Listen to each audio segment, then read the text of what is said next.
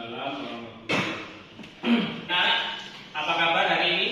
Baik. Sehat semua ya? Sehat. Masih tetap semangat? Masih. Hari ini ada yang tidak masuk? Berangkat semua. Oke, bagus ya. Anak-anak, masih ingat pembelajaran yang kemarin ya? Yaitu menghadirkan sholat dan zikir dalam kehidupan. Artinya sholat dan zikir itu memang sangat penting dalam kehidupan sehari-hari. Karena itu pentingnya kita untuk melakukan sholat disertai dengan zikir. Memang tujuannya sholat itu adalah untuk menghapuskan dosa-dosa kita. Kemudian zikir itu untuk memberi ketenangan kepada batin kita. Apakah kalian masih ingat materi pertemuan kemarin? Definisi sholat. Ayo, apa definisi sholat? Ayo, siapa yang masih ingat? Definisi sholat apa? Sholat adalah Ibadah yang dimulai dengan takbiratul ihram dan diakhiri dengan salam. Oke. Kemudian kalau definisi zikir, apa definisi zikir? Ya, silakan. Arti zikir menurut bahasa adalah ingat, sedangkan menurut istilah, zikir diartikan dengan mengingat Allah Subhanahu wa Ta'ala sebagai upaya untuk mendekatkan diri kepada Allah. Iya, bagus. Jadi salat dan zikir itu dapat mencegah dari perbuatan keji dan mungkar, seperti yang kita bahas kemarin ya. Karena kalau kita sering melakukan sholat, otomatis ketika kita hendak berbuat kemungkaran, itu diri kita akan merasa malu. Ya, ketika diajak kawannya, ayo kita berbuat maksiat. Ketika kita selesai sholat, tentu hati kita akan merasa malu. Saya ini udah sholat kok masih berbuat dosa. Nah, itu kan salah satu dapat mencegah perbuatan keji dan mungkar. Sekarang kita pretest dulu ya. Kita mengerjakan pretest dulu. Saya bagikan.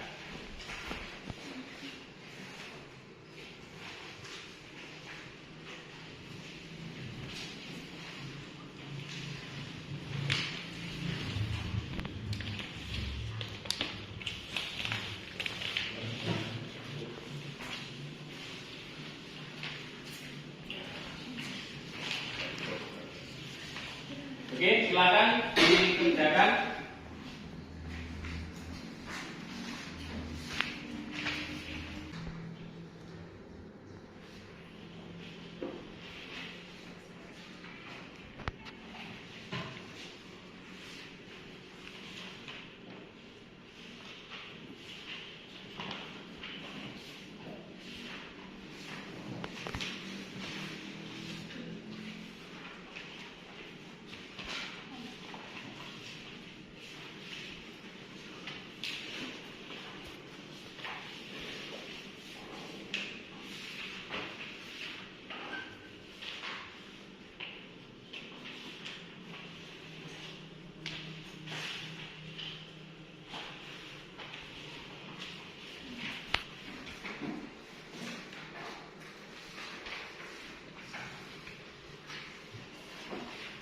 Nah ya.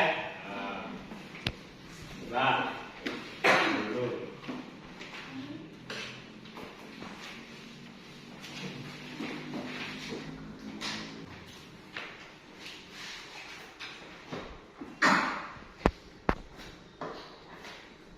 Perhatikan. Sholat untuk meraih ketakwaan dan menghindari perilaku tercela. Kita diperintahkan untuk mentaati perintah Allah dan menjauhi larangan-larangannya, baik dalam urusan pribadi, keluarga, masyarakat maupun negara. Seorang muslim yang bertakwa akan senantiasa menjaga diri dari hal-hal yang dilarang, bahkan dari perbuatan yang kurang pantas. Jadi salah satu hikmah sholat itu adalah untuk meraih ketakwaan. Takwa itu apa? Takwa itu artinya takut. Ya. Kalau takwa kepada Allah berarti hati kita merasa takut kepada Allah. Takutnya bagaimana?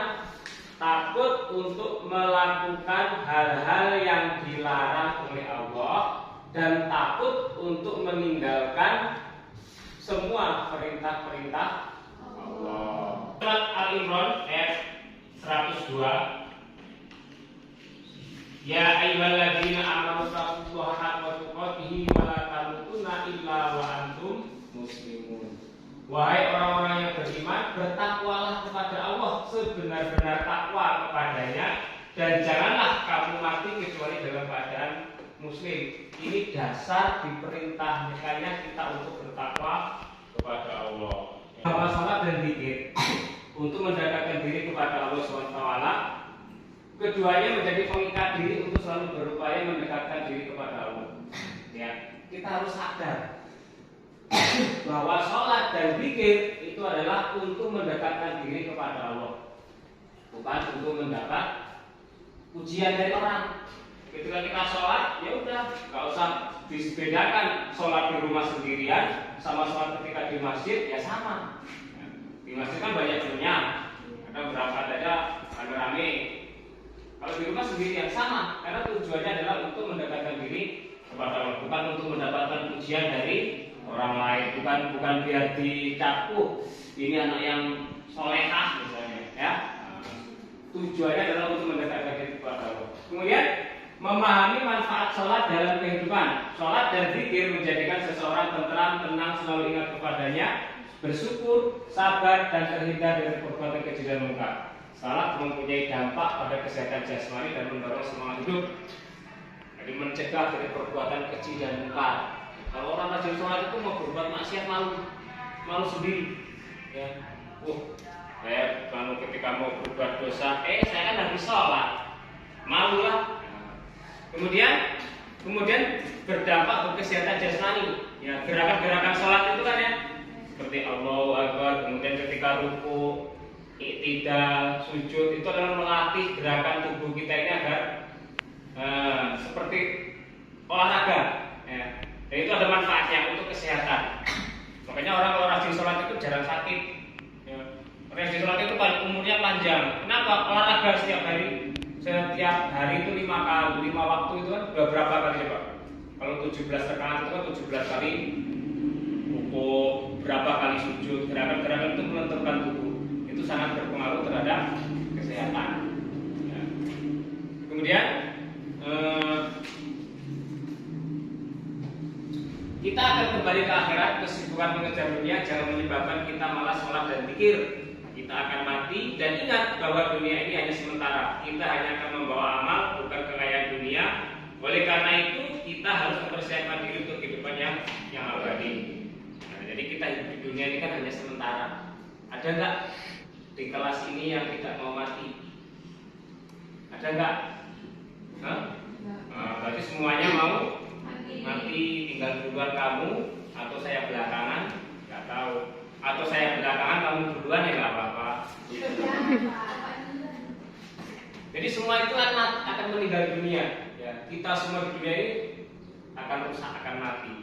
Ketika kita sudah meninggal di alam akhirat nanti, apa yang akan menjadi bekal kita? Ya, bukan kekayaan yang banyak, bukan motor kamu ada berapa, mobil kamu ada berapa, kebun kamu ada berapa bidang, bukan. Tapi adalah amal ibadah kita yang akan menentukan hidup kita nanti di akhirat. Kita akan menjadi orang yang beruntung atau menjadi orang yang celaka, akan masuk surga atau neraka, itu tergantung dari amal perbuatan kita. Ya. Ad-dunya mazru'atul akhirah. Dunia itu adalah tempat bercocok tanamnya akhirat. Apa yang kita petik di akhirat nanti itu adalah hasil kita menanam di dunia ini. Kalau kita menanam kebaikan, banyak berbuat amal baik, insya Allah nanti kita di akhirat akan memetik hasilnya. Ya, kalau di dunia kita sering berbuat dosa, zalim terhadap orang lain, suka menyakiti orang lain, maka di akhirat nanti kita akan memetik hasilnya. Ya. Ada orang itu nanti ketika di hari akhir ya, ketika di hari dihisab itu orang itu yang rugi. Ya, kalau dalam bahasa Arabnya muflis, orang yang bangkrut. Kenapa kok bisa bangkrut? Dia membawa amal yang sangat banyak, amal kebaikan itu banyak banget. Ya. Tapi habis diberikan kepada orang-orang yang pernah disakiti. Ya. Jadi amalnya banyak, tapi ketika di dunia dia suka menzalimi orang lain. Ya. Ketika di dunia dia suka menyakiti orang lain, suka menipu misalnya, menzalimi, menyakiti, atau mengambil hak orang lain tanpa izin, maka amal perbuatan kita itu akan diberikan kepada orang tersebut, dikurangi. Kalau sudah habis, maka nanti dosa orang yang kita zalimi, kita sakiti, itu akan diberikan kepada kita. Nah, makanya orang yang itu disebut orang muflis, orang yang bangkrut. Sekecil apapun amal perbuatan kita ketika di dunia, itu akan dicatat oleh malaikat dan nanti akan ada hitungannya di yaumul hisab. Nah, oleh karena itu ketika di dunia kita mencari amal baik sebanyak-banyaknya, ya, dan meminimalisir amal buruk sedikit-sedikitnya. Nah, mudah-mudahan nanti ketika kita di akhirat kita akan membawa amal yang banyak dan akan menjadikan kita masuk surga.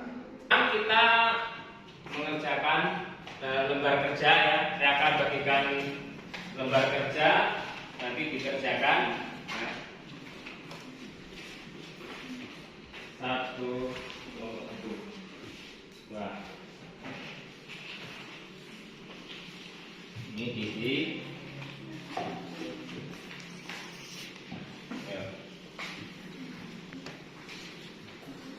Ya, silakan. Itu ada yang nggak paham tanyakan.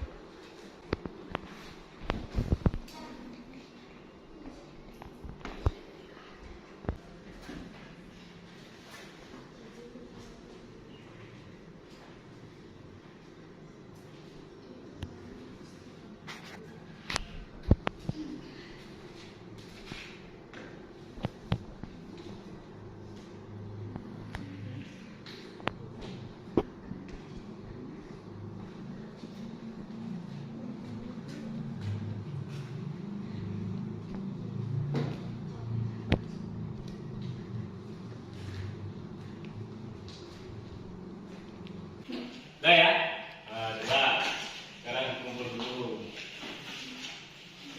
Kelompok 2, ini kelompok 2. Ini saya bagi lagi, saya acak ya, saya ganti. Silakan dipresentasikan.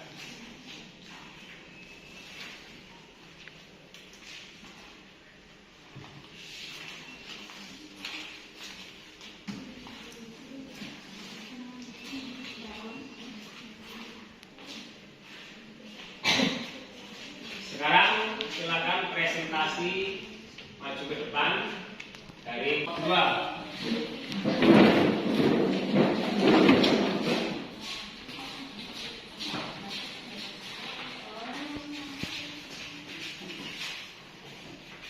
Assalamualaikum warahmatullahi wabarakatuh. Waalaikumsalam. warahmatullahi wabarakatuh. Kami dari kelompok 2 akan menjawab pertanyaan dari kelompok 1. Pertanyaannya, apa yang dimaksud dengan hikmah perilaku istiqomah?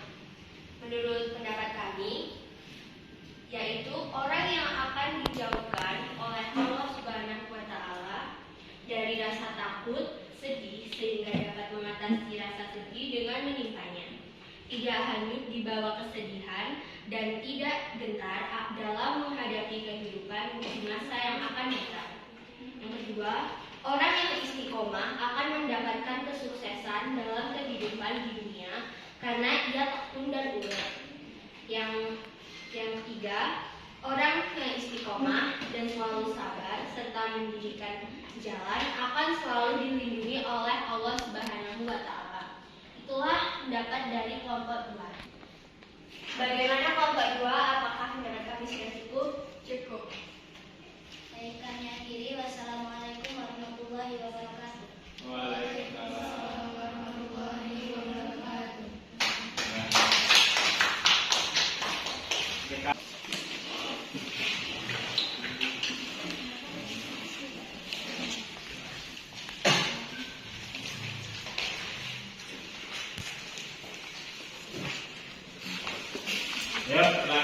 dikerjakan.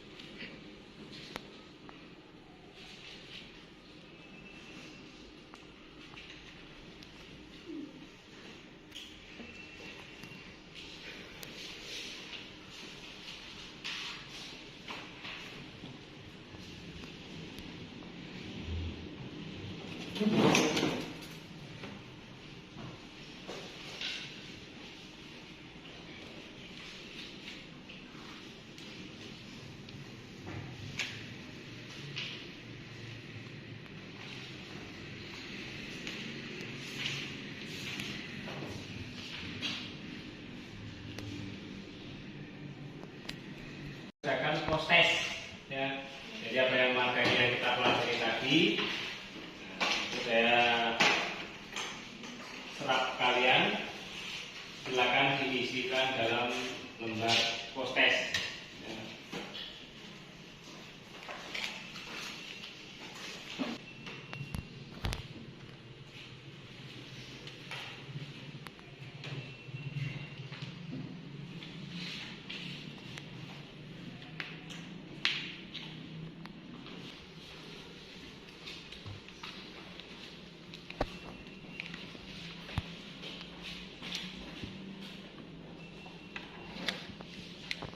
Ya.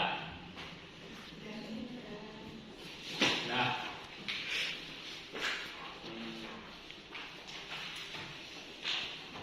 jadi kesimpulan kita belajar pada hari ini, ya, yaitu yang pertama bagaimana cara meningkatkan ketakwaan kepada Allah, ya, yaitu dengan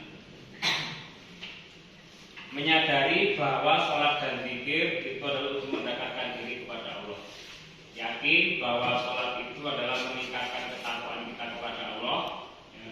Dengan kita rajin melakukan sholat, dengan kita banyak berzikir, maka mudah-mudahan ketakwaan kita kepada Allah akan semakin meningkat. Saya rasa cukup sekian. Marilah pertemuan ini kita tutup dengan bacaan hamdalah. Alhamdulillah. Oke, saya akhiri.